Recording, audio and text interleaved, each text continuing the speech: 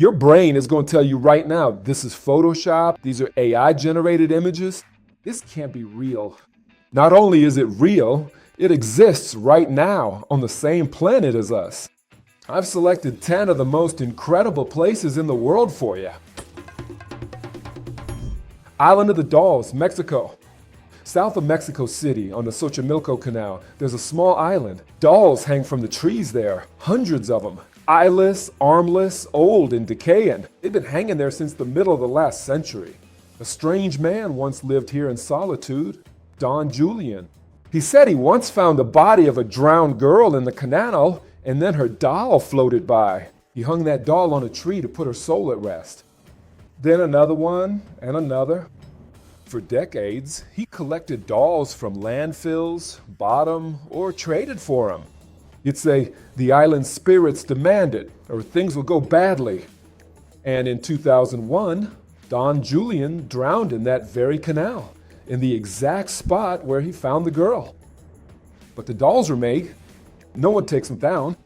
Sometimes people visit, but only during the day. They're too afraid to go at night. And those who did risk it describe the same thing. It's quiet, dark, and from every tree, thousands of faces watch you. Mount Roraima, Venezuela. In 1912, Arthur Conan Doyle wrote The Lost World about dinosaurs surviving on an isolated plateau. He'd never been to Roraima, but he figured if prehistoric beasts survived anywhere, it was there. It's on the border of Venezuela, Brazil, and Guyana, a flat-top mountain with vertical walls up to 1 kilometer high. By the way, Angel Falls, the world's tallest waterfall, is in the same area. The summit was isolated from the rest of the world for tens of millions of years. And in that time, things evolved here that exist nowhere else on Earth. For example, there are frogs here that never actually learned how to jump. I guess they have nothing to run away from up there. There are carnivorous plants, all set against black quartz fields that look like scattered coal. It rains very often here because it's constantly surrounded by clouds. And honestly, when you see it, the mountain often looks like an island in an ocean of clouds. It pulls water from the air and clouds, then sheds it as waterfalls. The local indigenous people call these mountains the house of the gods. They're afraid to climb up there themselves. They're a little bit wary of the gods. But you can get there. It's a 6-day trek with a guide. You could take a helicopter, of course, but that's not as adventurous. And those who make it say the same thing. Photos just don't do it justice, not at all. Lake Kaindy, Kazakhstan. These are the Tian Shan Mountains.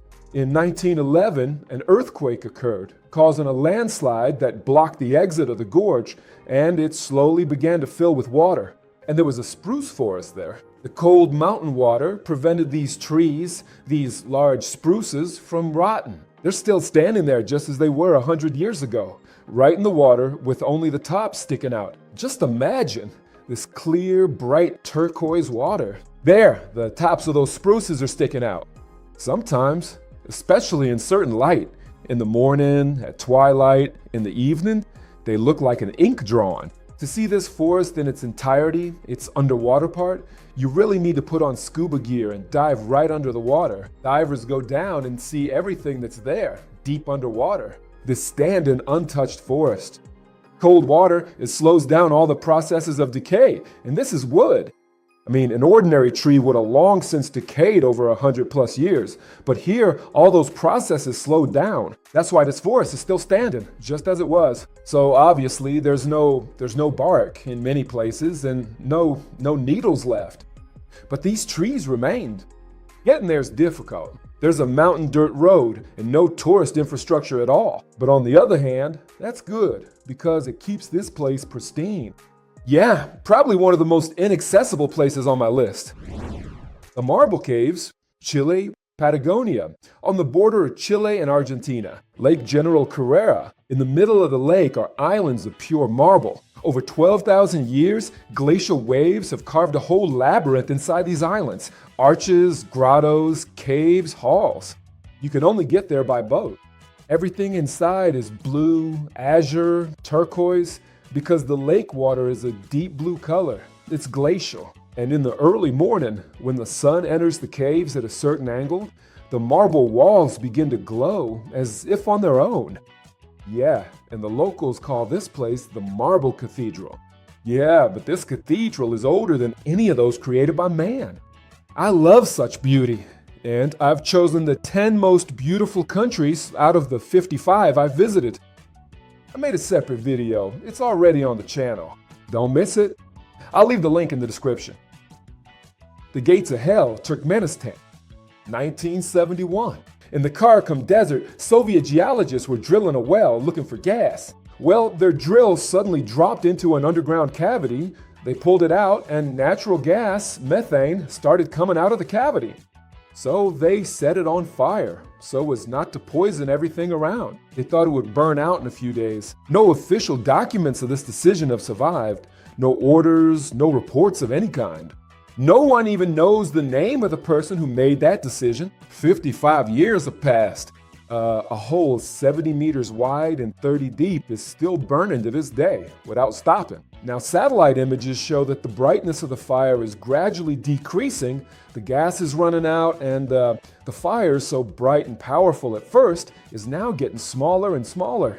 Only half a century has passed, and that hole, which was set on fire for a few days, is still burning and is only now starting to fade. So if you want to see it, you'd better hurry. Getting into Turkmenistan is difficult, but quite possible. Hoia Bachu Forest, Romania, Transylvania. One day a shepherd entered the local forest. He had 200 sheep with him. Well, no one came out of there. Not him, nor the sheep. They didn't find any tracks, or even bodies. People who have been there describe the same thing. A sharp headache, a feeling that you're being watched, nausea, dizziness. Phones there run out of battery in literally a minute. And these aren't just tourist tales, but real, documented complaints. In the center of the forest is a clearing, perfectly round, and nothing grows on it. Well, absolutely nothing. Scientists took soil samples, trying to find out the reasons why it doesn't grow. They never reached a consensus. There's no explanation. Seeds simply don't sprout in this soil. Actually, they try to explain it by the composition of this soil, but this story is real. The trees around the clearing are twisted and into shapes that don't occur from wind or terrain. In '68, a local researcher photographed a glowing disc-shaped object right over this spot, like a flying saucer. Yes, the photo was examined, but no one has ever proven it's a fake. Tourists from all over the world specifically go there at night to get a thrill. Well, the locals somehow try to steer clear of this place. Kauai Ijen Volcano, Indonesia, Java Island. At night, bright blue lava flows from cracks down the slopes of this volcano, glowing in the dark with an unusual electric hue. A whole river of blue fire that's visible for miles. Well, actually, the blue stuff isn't exactly lava. Here, under high pressure, sulfur gas comes out of the ground at a temperature of 600 degrees. Upon contact with the air, it ignites and burns with that very blue flame. And the tongues of this flame can reach up to 5 meters. And at the bottom, this sulfur gas condenses, becomes liquid, and flows down the mountain slopes like a blue glowing river. And during the day, it's not visible, only at night. And here's what's interesting. Every night, people come here, miners. They walk near this blue river and mine sulfur there. They take these chunks of sulfur, break them, put them on their backs, and carry them down for 4 kilometers. Each one carries 100 kilograms of the sulfur on their back. Without any special equipment, in toxic air, they work through the night and earn 6 cents per kilogram of this sulfur. Well, that is Indonesia. Yeah, they have no other work. So the blue lava volcano is a very beautiful place, but on the other hand, it is very cruel. Blood Falls, Antarctica, the Taylor Glacier. From a crack on the side of the glacier, a red liquid flows out, literally the color of blood. This place was discovered in the year 1911 by Australian geologist Thomas Kaler. Well, naturally, when he saw this wonder, he wondered, why exactly is the water red? And he made the assumption that it was red algae. And more than 100 years passed before scientists finally figured out what was going on. It turned out that there is a large lake under the glacier. It was cut off from the outside world millions of years ago. -7 degrees, 0 oxygen. And so microbes live in this environment. They feed on iron and sulfur there because, well, there's simply nothing else. When pressure pushes this water out, it initially comes out clear, but in just a few seconds, it turns bright red because the iron meets oxygen, instantly rusts, and that is what creates this blood effect. And now NASA scientists are studying this glacier as a model for life on other planets. And for example, on Europa, a moon of Jupiter, there's also ice, many kilometers of ice, under which an ocean is hidden. And if life could originate here in Antarctica, then why would it not be there? Jellyfish Lake, Palau, Micronesia. On one of the islands, there's a small lake that was once cut off from the ocean thousands of years ago. And in this lake live jellyfish, millions of jellyfish. You can enter the water and they will flow around you, touch you, pulse nearby. They are so small, golden, well, about the size of a fist or a tennis ball. They do not sting and are completely harmless. Over 12,000 years of isolation without predators, without the need to defend themselves, they simply lost this ability. What is interesting is that they follow the sun. Every morning, when the sun rises, all the jellyfish in the lake turn and swim east toward the sun. And as it continues its journey across the sky, gradually these jellyfish follow it throughout the day, swimming west. Yes, and interestingly, they also slowly rotate, each clockwise, so that the sun evenly illuminates and warms their entire body. And it results in a daily migration of this entire jellyfish mass, moving in perfect sync. You can go there and swim along with them. I do not know how pleasant it will be, but if you want, I can organize such a trip for you, and I can also take you to almost any other place on this list. Message me directly. Contacts are in the description, and first place goes to the Nika Cave in Mexico.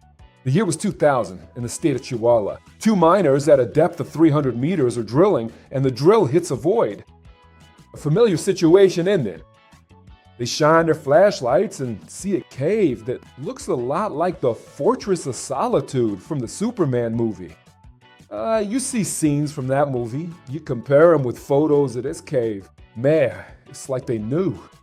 And the movie came out before the cave was even found. Inside the cave are crystals, white, translucent, giant, some up to 11 meters long. They weigh dozens of tons and stick out from everywhere, the floor, the ceiling, the walls. These crystals are up to 1 million years old. They grew in hot mineral water as magma under the mountains slowly cooled. And so, in this water, these little crystals grew literally 1 millimeter every 100 years, millennium after millennium, until they became these huge, giant crystals. It's almost impossible to go in there. The temperature inside is 58 degrees with 100% humidity. The air is hotter than your lungs, so steam starts to condense right inside of you. If you go in without a special suit, 10 minutes and that's it. Adios, as my Spanish teacher says. That's why scientists work there in cooling suits with oxygen tanks for 20 minutes at most. Once, a not-so-smart person secretly entered this cave with a saw. He wanted to saw off part of these crystals and sell them. Naturally, he couldn't take it. He just suffocated like in a hot oven and was found dead the next day. And in 2015, the cave was flooded. An aquifer was accidentally breached, everything filled with water, and no one pumped it out. So now, there in the dark, in the hot water, the crystals continue to grow without us. It's impossible to see it now. Write in the comments, what places on the planet have surprised you the most? Let's build a cool collection of interesting places together.